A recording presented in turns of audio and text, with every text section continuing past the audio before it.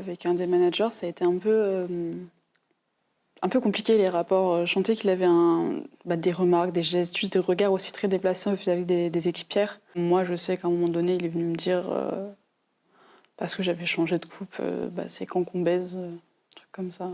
Donc c'est assez cru quand même. Un peu, oui, surtout en plein milieu du service.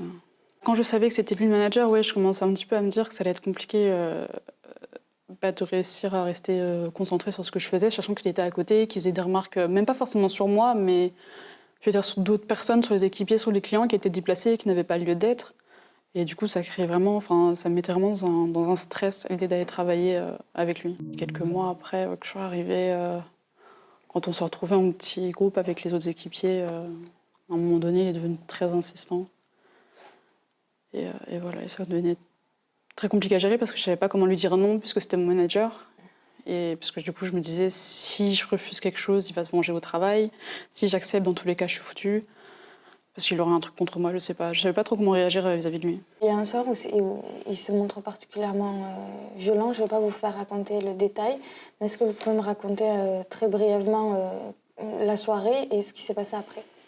Donc du coup, la soirée, on était pas beaucoup d'équipiers du McDo qui se sont retrouvés après la fermeture avec donc du coup le manager pour faire une petite soirée, on va dire. Et puis donc du coup, on est allé chez chez une collègue et à un moment donné, je me retrouve toute seule avec lui et il commence à devenir très insistant. Et j'ai beau lui dire que non, que je veux pas, que moi j'ai un copain, lui il a une copine et que dans tous les cas, je me voyais pas faire ça, que je n'avais pas envie. Et il a quand même insisté et au final, j'ai pu trouver la force de le repousser. Et du coup, après, j'ai pas... Voilà. Pour mettre des mots sur ce qui s'est passé, ce qui se serait passé, c'est un viol. Vous revenez au restaurant, vous devez travailler avec lui. Comment ça se passe? Je sentais que j'étais mal à l'aise, mais je mettais pas des mots sur ce qui est arrivé. J'y pensais, mais sans vraiment réussir à mettre un mot sur ce qui s'était passé. Donc du coup, j'étais toujours très mal à l'aise, très gênée. Je remarquais qu'il était toujours aussi insistant. Donc du coup, je sais pas s'il attendait une suite ou je sais pas quoi. Mais j'arrivais pas à mettre des mots vraiment sur ce qui s'était passé. Donc du coup, j'arrivais pas à travailler correctement face à lui. J'étais toujours très gênée.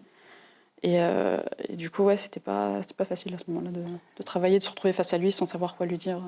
À un moment donné, ça devient trop insupportable pour vous de travailler avec lui. Et donc, vous décidez d'en parler au sein du restaurant. Est-ce que vous vous sentez soutenu par la direction? Au début, j'ai senti, oui, comme quoi vraiment j'avais l'impression d'être comprise. Et après, on m'a laissé tomber, j'ai l'impression un peu. On m'a laissé travailler avec lui. Et puis, si tu acceptes de travailler avec lui et que ça a l'air de te convenir, on va rester comme ça alors. Donc, à la fin, il n'a pas été sanctionné, en fait, par la direction? Non, il a eu un petit rappel à l'ordre, on va dire, par le directeur, mais pas plus que ça. J'aurais fait engueuler comme un enfant, en fait, aurait fait une bêtise, et puis qu'il fallait pas qu'il la refasse, en fait. Moi, je m'attendais au minimum à ce qu'il soit muté dans un autre McDo. J'ai été voir le directeur, et quand il m'a dit que c'était moi qui risquais d'être mutée, même lui, il a vu que j'avais été déçue, et il m'a dit, tu t'attendais à quoi? On pense bien que c'est plus difficile de le faire partir, lui. Au début, j'en ai voulu de m'avoir laissé tomber dans un moment où j'avais vraiment besoin qu'on m'épaule parce que j'en ai parlé à mes formateurs, etc. Et ils étaient ils m'ont beaucoup soutenus. Mais à leur échelle, ils ne pouvaient pas faire grand-chose. Donc du coup, j'avais quand même mis beaucoup d'espoir, entre guillemets, sur le directeur pour m'aider. Et ça n'a pas été le cas. Donc au début, oui, j'avais été un peu... j'en avais un peu voulu. Il y a déjà eu des primaires ouvertes, des primaires fermées. Et pourtant, on voit bien que l'envie d'y aller, personnelle, d'hommes et de femmes, et surtout d'hommes, est supérieure. À nouveau, c'est un pari. Je ne dis pas qu'on va réussir. Est-ce que c'est déjà le moment en 2022 ? Est-ce que les mentalités sont prêtes ? En tout cas, on n'a pas le choix. On n'a pas le choix d'essayer en tant que société civile. Il y a un moment où, si nous, on ne fait rien, qui le fera ? Est-ce qu'on les laisse se battre entre égaux et s'écharper ? Non, je crois qu'on a aussi notre part de responsabilité. Et ce qu'on fait, c'est un appel à leur responsabilité à eux. Et ce qu'on leur dit tout simplement, c'est qu'on est prêt à aider à construire un rassemblement sur un programme qui est avec une vraie valeur d'égalité, une vraie valeur d'écologie, une vraie valeur de démocratie, à condition qu'ils suivent un processus qui permette de dégager vraiment un programme commun et une candidate légitimée par un processus. Alors, dans votre appel, vous écrivez que vous êtes opposé résolument à plein de choses, dont le présidentialisme. Pour autant, cet appel est bien pour aboutir à une candidature commune à l'élection présidentielle. Donc, c'est lutter contre le présidentialisme en faisant le jeu du présidentialisme. Il y a un moment, il faut rentrer dans les règles du jeu d'un système pour changer les règles par la suite. L'idée derrière, c'est quoi? C'est que dans le programme commun, quoi qu'il arrive, il y ait la fin d'un présidentialisme, la fin d'une république où un homme providentiel déciderait tout. On voit bien que ça ne marche pas.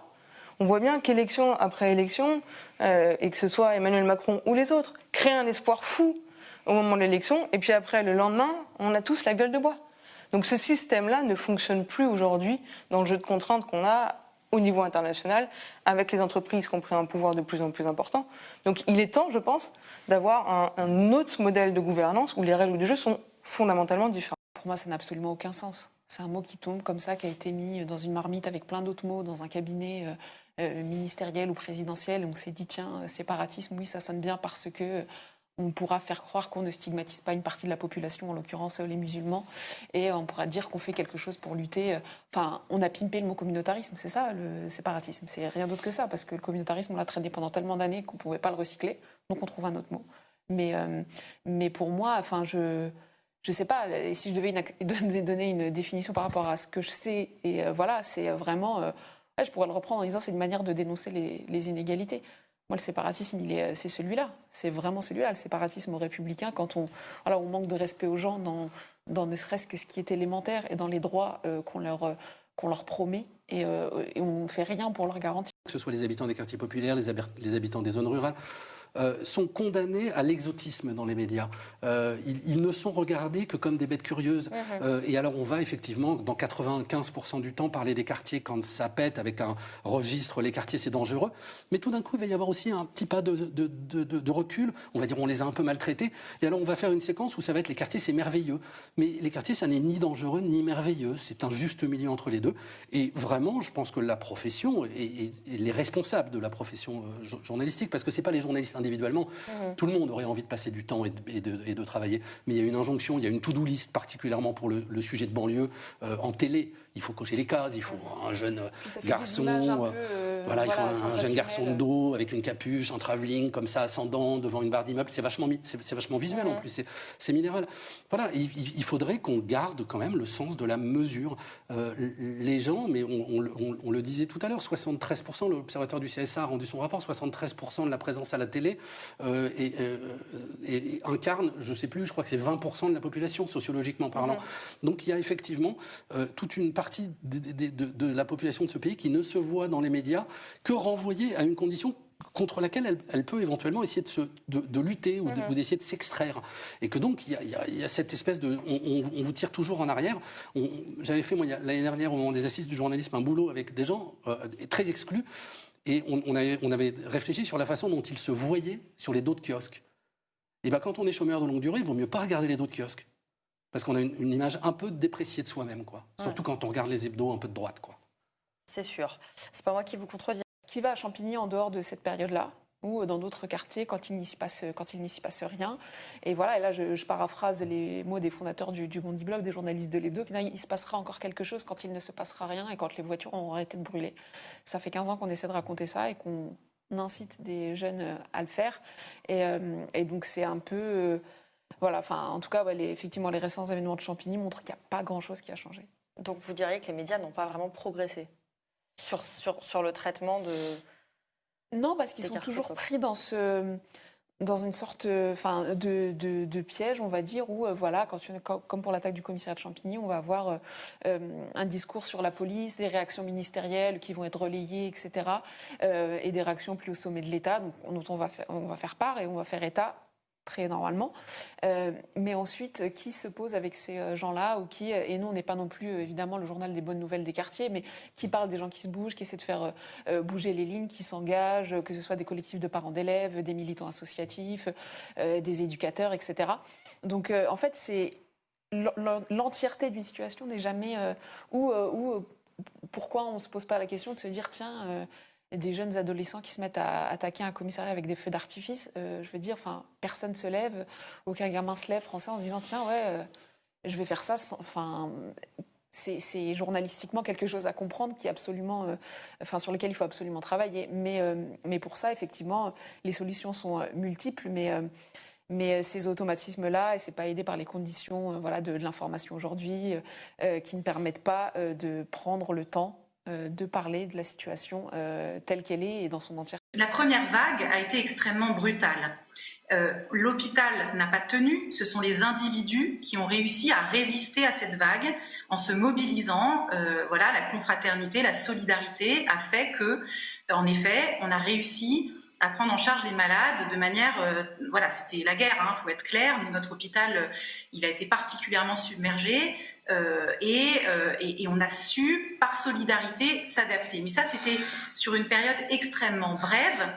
Période, si vous voulez, qui a été supportable justement parce que c'était sur un temps court. Maintenant, l'organisation. Quand aujourd'hui, on est dans une situation très différente, l'épidémie évolue beaucoup plus lentement pour nous aujourd'hui, c'est-à-dire que les malades arrivent plus progressivement, c'est moins brutal. Mais il faut ouvrir des unités Covid pour s'en occuper. Aujourd'hui, quand on met en place, donc on a des cellules de crise, on a des réflexions communes pour savoir comment absorber cet afflux de malades. Et aujourd'hui, quand vous essayez de vous organiser, comme nous dit le président de la République, eh bien, vous avez comme réponse qu'il n'y a pas de personnel. C'est-à-dire quand vous dites on va ouvrir une unité supplémentaire pour prendre en charge cet afflux de malades Covid, la réponse est très simple, il n'y a pas de personnel pour ouvrir. Donc, vous avez beau essayer de vous organiser, si on ne vous donne pas les moyens de le faire en être humain, eh bien, ce n'est pas possible. Ils ont mis en place une plateforme de gestion des renforts ressources humaines de l'ARS. Notre hôpital a fait 5 demandes par jour depuis plusieurs jours. On n'a eu aucune réponse. C'est-à-dire que quand on demande des renforts en ressources humaines infirmiers, on ne les obtient pas. L'intérim ne répond plus.